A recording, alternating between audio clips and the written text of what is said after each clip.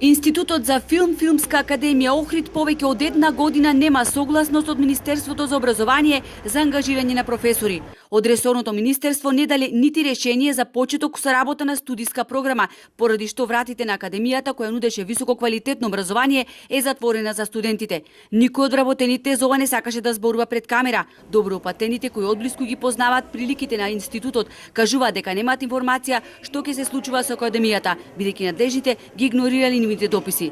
Странските студенти, бидејќи не можеа повеќе да го регулираат својот престој во Македонија, заминаат дома, најавувајќи дека ќе покренат правна постапка против Република Македонија, бидејќи од факултетот не им издаваат документ дека се редовни студенти во академската 2018-2019 година. За да ги остварат своите права, сите студенти кои имаат важечки договори подготвени се да покренат и тужби против Министерството за образование и Институтот за филм. Предавалните на Институтот за филм се затворени. Врвната опрема со која што располага се некаде во магазините. Никој не знае што ќе се случува со оваа образовна институција.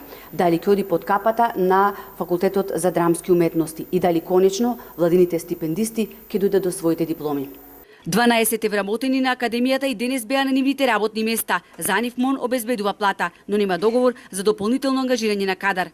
Министерството формирало работна група која врз база на целокупната документација која добиле од академијата требало да изготви извештај кој ќе го достави до влада. Како ќе се решава проблемот со студентите е неизвестно. Алфа уште пред 3 месеци побара одговор од ресорното министерство, но оттаму молк.